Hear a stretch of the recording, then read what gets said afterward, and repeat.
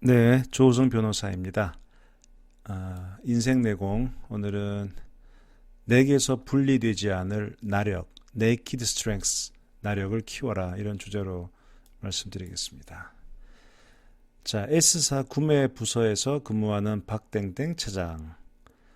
국내 굴지의 기업에 있는 그였고, 또 나아가 구매 부서에서 일하고 있었기 때문에 언제나 갑의 지위에서 업무를 보는 경우가 많았습니다.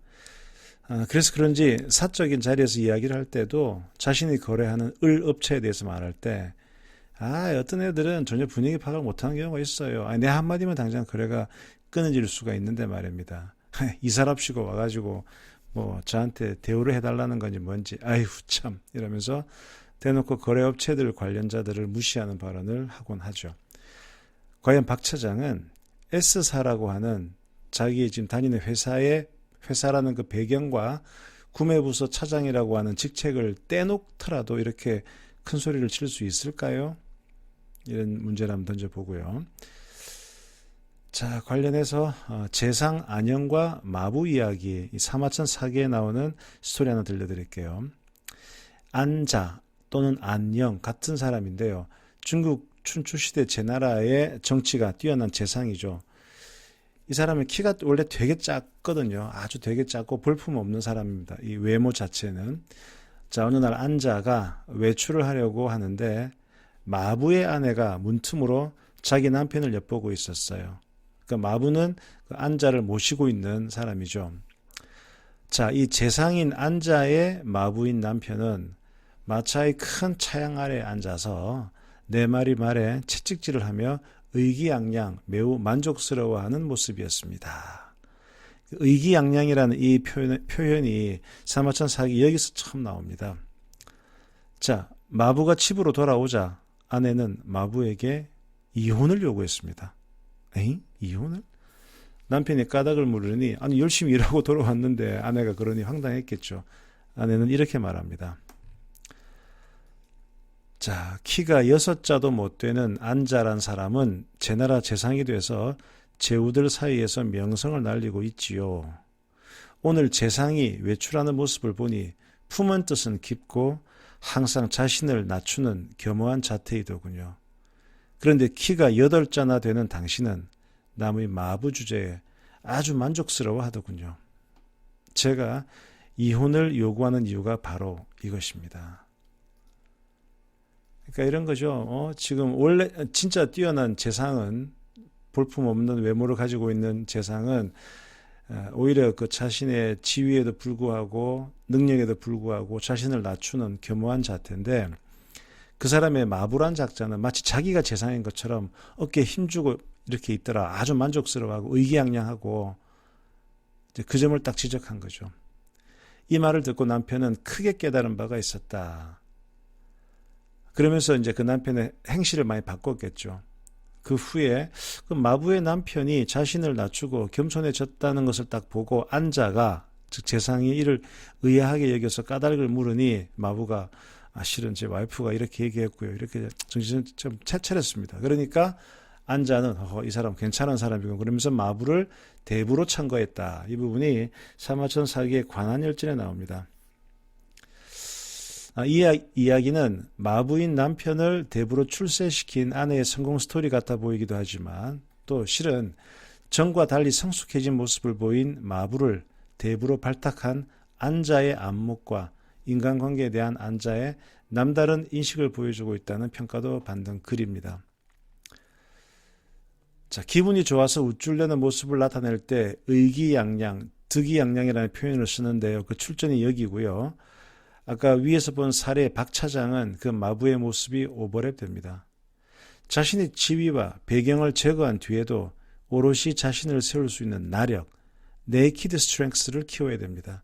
그러한 나력 없이 지위와 배경에 근거한 우쭐거림은 모래 위에 위태롭게 쌓아 올린 누각, 사상 누각일 뿐이죠.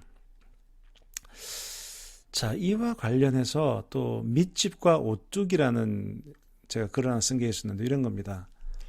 배를 이렇게 띄울 때 물에 바람에 흔들리지 않도록 일부러 배 밑에다가 실어두는 짐이 있대요. 그 짐을 밑짐이라고 합니다. 밑짐.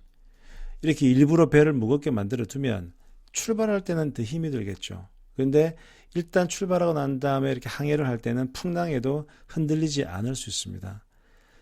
이 비슷한 원리가 오뚜기예요, 오뚜기. 오뚜기는 딱 우리가 생각을 한번 해보면 무거운 쇠를 밑바닥에 딱 박아두거든요. 이는 무게 중심하고 직결됩니다. 오뚜기는 이렇게 아랫부분이 가장 무겁기 때문에 우연히 윗부분이 아래로 기울어지더라도 중력의 영향 때문에 가장 무거운 부분이 다시 아래로 내려가. 그래서 항상 이렇게 언제나 똑바로 서게 되는 거죠. 그러니까 무게 중심이 아래에 위치해야만 안전하고 외부의 영향에 순간적으로 휘청거릴지라도 다시 중심을 잡고 서게 되는 거죠. 만약에 무게 중심이 위에 있다면 어떻게 됐습니까? 무게 중심이 위에 있으면 잠깐 아주 짧은 순간 똑바로 설 수는 있어도 그 균형은 얼마 가지 않고 깨지겠죠. 현란한 기교와 또 별로 깊지도 않은 주위의 인맥을 발판으로 무언가를 이루려는 사람. 이 사람은 굳이 비유를 하자면 무게중심이 윗부분에 위치하고 있다고 할 수 있겠죠. 아슬아슬하게 이렇게 바둑알을 쌓아가고 있지만 아주 미세한 한 방의 타격에도 균형을 잃고 쓰러지고 말 겁니다. 내가 좀 더 빨리 가고 싶은데 자꾸 나를 붙잡는 안팎의 역경들.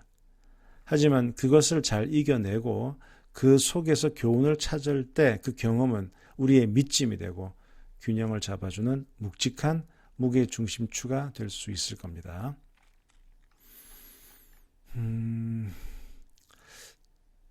실력과 관련해서 또 제가 좋아하는 글이 이런 게 있어요. 공은 둥글다. 이 얘기 많이 쓰거든요. 보통 공은 둥글다 이렇게 표현하는 것은 공은 둥글기 때문에 어디로 튈지 모르기 때문에 그 결과를 예측하기 어렵다는 뜻으로 자주 쓰이죠. 예를 들어서 오늘 월드컵 스페인과 16강전이 있는데 객관적인 실력은 우리가 대한민국이 분명히 한 수 미치지만 그래도 공은 둥글지 않습니까? 어떻게 될지는 길고 짧은 건 대봐야 합니다. 보통 이렇게 많이 쓰는데 과연 꼭 그럴까요? 저는 이런 생각을 한번 해보거든요. 공이 둥글기 때문에 어떤 문제가 발생하느냐. 공이 둥글기 때문에 실력 있는 선수는 능수능란하게 막 전후좌우로 드리블을 할 수 있는 거예요. 만약에 공이 사각형이라면 실력대로 자유롭게 운영 못할 거예요. 이게 잘 굴러가지 않기 때문에. 근데 반대로 공이 둥글기 때문에 적절한 힘과 방향성을 갖춰서 또 이렇게 드리블도 할 수 있고 한 방에 빵 킥을 하면 경기장 끝에서 반대편 끝까지 한 번에 보낼 수도 있죠. 여기서 뛰어난 킥력을 가진 선수는 이렇듯 한 번의 킥으로 승부를 결정지을 수가 있습니다. 그래서 저는 오히려 공이 사각형이 아니고 둥글기 때문에 실력에 수렴한다고 보는 거죠. 결과는 요행이 아니고. 자, 세상 만사 일 중에 궁극적으로 개개인의 실력에 수렴하지 않는 분야가 있겠어요? 운도 중요한데 운 역시 실력이 바탕이 되었을 때 효과가 있는 부분입니다. 실력은 없는데 운만 주어진다고 제대로 이루어내겠습니까? 공은 둥글다? 맞아요. 공은 둥글어요. 하지만 공이 둥글기 때문에 실력 있는 자들에게 오히려 절대적으로 유리한 겁니다. 어설픈 기대 고문만큼 잔인한 것은 없습니다. 내 실력을 객관적으로 파악하고 이거를 증진시키기 위해서 노력하면서 헛된 기대를 하지 말아야지 로또를 기다리는 삶은 얼마나 허망하겠습니까? 자, 나로부터 분리되는 것, 나로부터 분리되지 않는 것. 자, 나로부터 분리되는 것. 예를 들면 돈, 집, 차, 어떤 특정 포지션. 이거는 어떤 상황에 따라서 얼마든지 나로부터 멀어질 수 있는 거죠. 돈도 날아갈 수 있고, 집도 저당 잡혔다가 경매 들어갈 수도 있는 거고, 차 부서질 수도 있고, 특정 포지션 잘릴 수도 있는 거고. 그렇다면 나로부터 분리될래야 분리될 수 없는 게 뭐냐? 실력, 체력, 매력, 가치관, 평판, 건강 등이겠죠. 우리는 분리될래야 분리될 수 없는 것들을 다듬고 구축하는데 더 많은 신경을 써야 되겠습니다. 제가 좋아하는 시 중에 알프레드 테니슨의 참나무 The Oak Tree라는 시가 있는데요. 이 시를 한번 읽어드릴게요. 참나무 The Oak Tree 젊거나 늙거나 저기 참나무같이 네 삶을 살아라. 봄에는 싱싱한 황금빛으로 빛나며 여름에는 무성하지만 그러고 나서 가을이 오면 더욱더 은은한 황금빛이 되고 마침내 나뭇잎 모두 떨어지면 보라. 줄기와 가지로 나목이 되어선 벌거벗은 저 힘을. 여기서 겨울이 되어서 다 이렇게 떨어져 버리고 오로지 잎도 다 떨어져 버리고 줄기와 가지로 나목, 벌거벗은 나무죠. 나목이 되어 서 있는 저 벌거벗은 저 힘을, 여기서 naked strength라는 말이 나옵니다. 그래서 오늘 제가 드렸던 말씀은